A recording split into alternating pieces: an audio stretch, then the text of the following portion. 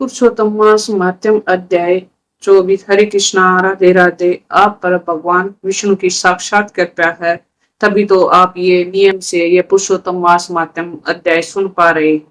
बस अब करना क्या है कि भक्ति को और बढ़ाना है, और पुण्य बढ़ाने का सबसे सरल रास्ता है कि पुरुषोत्तम मास का महीना ये इतना पवित्र महीना है कि और ये समापन की ओर बढ़ रहा है। इसलिए अभी भी प्रयत्न करके कुछ ना कुछ शुभ कर्म अवश्य ही कर ले। अभी भी मौका है इस महीने का व्रत का पुण्य फल पाने का, क्योंकि आखिर के जो 5 रात्रि के व्रत है वे अभी आने वाला है। इसे शुरू कर सकते हैं। अब श्री गणेश जी महाराज और अपने गुरुदेव को याद करते हुए पुरुषोत्तम मास माध्यम अध्याय 24 को सुनते हैं। कैलाशी शिव सुत सुनो, करो भक्त कल्याण, सब जन द्वारे आ खड़े, आज बचा लो प्राण। बोलो गणपति महाराज की जय। गुरु अमृत है जगत में, बाकी सब विष बेल, सतगुरु संत अनंत है, प्रभु शिकरा दे मेल। बोलो गुरुदेव महाराज की जय। कल हमने पुरुषोत्तम मास माध्यम अध्याय 23 में सुना था कि महर्षि वाल्मीकि जी ने दीपदान और के महत्व और राजा चित्रभाव के पूर्व जन्म की कथा को सुनाया था। अब आगे की कथा हम पुरुषोत्तम मास माध्यम अध्याय 24 में सुनते हैं। शुरू करते हैं। मणिगिरि बोला, हे द्विज, विद्वानों से पूर्ण और सुंदर चमत्कारपुर में धर्म पत्नी के साथ मैं रहता था। धनाढ़ पवित्र आचरण वाला, परोपकार में तत्पर, मुझको किसी समय संयोग से दुष्ट बुद्धि पैदा हुई। दुष्ट बुद्धि के कारण मैंने अपने धर्म को त्याग दिया, दूसरे की स्त्री का सेवन किया और नित्य अपेय वस्तु का पान किया। चोरी हिंसा में तत्पर रहता था, इसलिए बंधुओं ने मेरा त्याग किया। उस समय माँ बलवान राजा ने मेरा घर लूट लिया। बाद में बचा हुआ जो धन था मेरे बंधुओं ने ले लिया। इस प्रकार सभी से तिरस्कृत होने के कारण वन में निवास किया। इस स्त्री के साथ इस घोर वन में निवास करते हुए दुरात्मा का नित्य जीवों का वध कर जीवन निर्वाह होता था। हे ब्राह्मण, इस समय आप मुझे पातकी पर अनुग्रह करे। प्राचीन पुण्य में समूह से आप इस घोर वन में आए हैं। हे मामुने, स्त्री के साथ मैं आपकी शरण में आया हूँ। आपका उपदेश रूप प्रसाद के कथात करने के योग्य हूँ है, इस जिस पर उपाय से करने की मेरी दरिद्रता इसी क्षण में नष्ट हो जाए और अतुल वैभव को प्राप्त कर यथा सुख विचरू। उग्रदेव बोला, हे महाभाग, तुम कृतार्थ हो गए जो तुमने मेरा अतिथि सत्कार किया है। इसलिए इस समय स्त्री सहित तुझको होने वाले कल्याण को कहता हूँ। जो बिना व्रत के, बिना तीर्थ के, बिना दान के और बिना प्रयास के तुम्हारी दरिद्रता दूर हो जाएगी, ऐसा मैंने विचार किया है। मास के बाद तीसरा श्री पुरुषोत्तम मास आने वाला है। उस पुरुषोत्तम मास में सावधानी के साथ विधि पूर्वक तुम दोनों श्री पुरुषोत्तम भगवान को प्रसन्न करने के लिए दीप दान करना। उन दीप दान से तुम्हारी यह जड़ से नष्ट हो जाएगी। तिल के तेल में दीप दान करना चाहिए।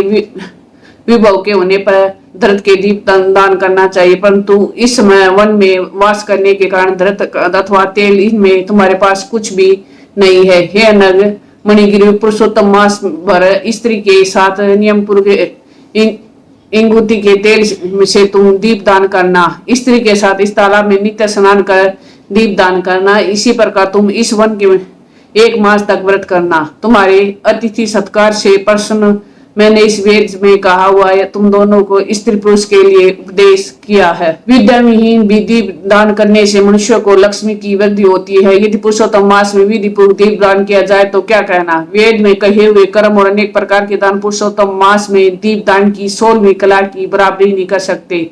समस्त शास्त्र पुरुषोत्तम मास के दीप दान की 16वीं कला को नहीं पा सकते। योगदान, संख्या, समस्त तंत्र श्री पुरुषोत्तम मास के दीप दान के 16वीं कला की को भी नहीं पा सकते हैं। कृच्छु, चंद्रायण व समस्त पुरुषोत्तम मास के दीपदान की 16वीं कला की बराबरी नहीं कर सकते हैं।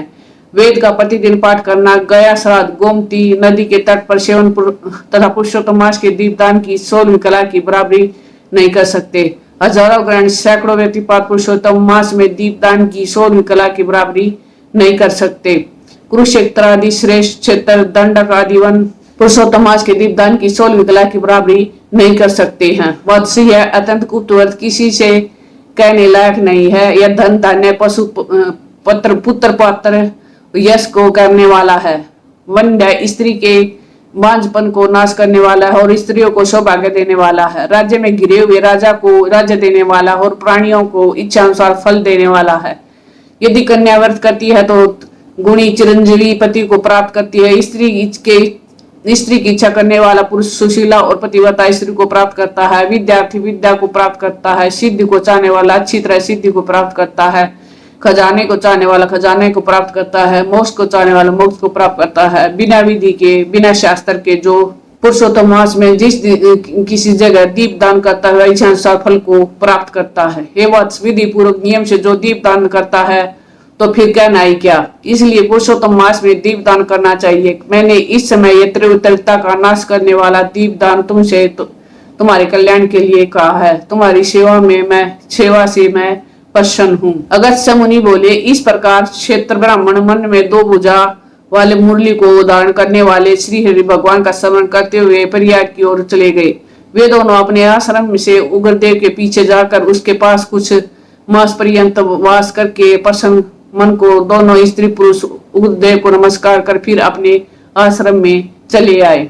अपने आश्रम में आकर भक्ति से पुरुषोत्तम मास में मन लगाकर ब्राह्मण की भक्ति में तत्पर उन दोनों स्त्री पुरुष ने 2 मास बिताया। 2 मास बीत जाने पर श्रीमान पुरुषोत्तम मास आया। उन पुरुषोत्तम मास में वे दोनों गुरु भक्ति में तत्पर होकर दीपदान को करते हुए आलस्य को छोड़कर वे दोनों ऐश्वर्य के लिए विभूति के तेल में दीपदान करते रहे। इस प्रकार दीपदान करने से उन दोनों को श्री पुरुषोत्तम मास बीत गया।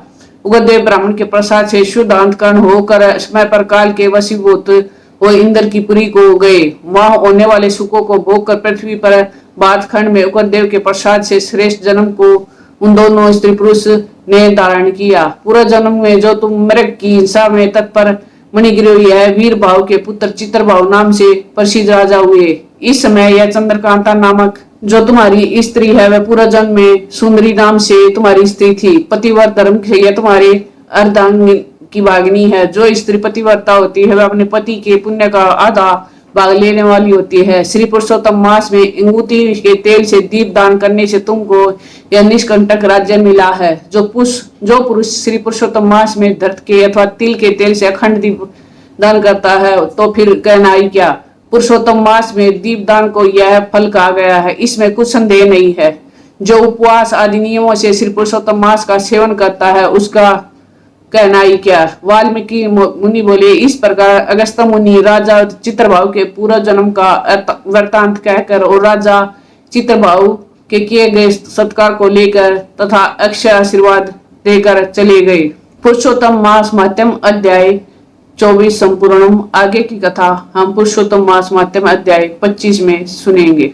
इस अध्याय में हमें दीपदान का महत्व समझ में आ गया है। परमा एकादशी आ रही है। इन आखिर के 5 दिनों में दीपदान कर सकते हैं या एकादशी की अमावस्या तक रोज नियम के 5 दीपों का दान करो। याद रखना, एक बात कहती हूँ, यह संसार हमको जो लगता है अपना सा पूरी तरह झूठ है।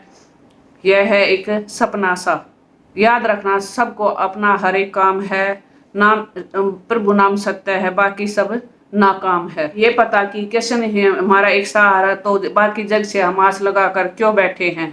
और हमारा आदत है कि हम तो जग पर ध्यान देते हैं पर तो अपने कर्मों पर नहीं। इसलिए बार बार रिमाइंड करती हूँ, अभी भी कहती हूँ, जागो और सोचो। कलयुग में भक्ति पाने का सबसे सरल रास्ता है नाम जाप, क्योंकि कहा गया कलयुग केवल नाम आधारा। इसलिए हर समय भगवान का नाम जाप करते रहिए। हरे कृष्णा कृष्णा कृष्णा हरे हरे, हरे राम राम राम हरे।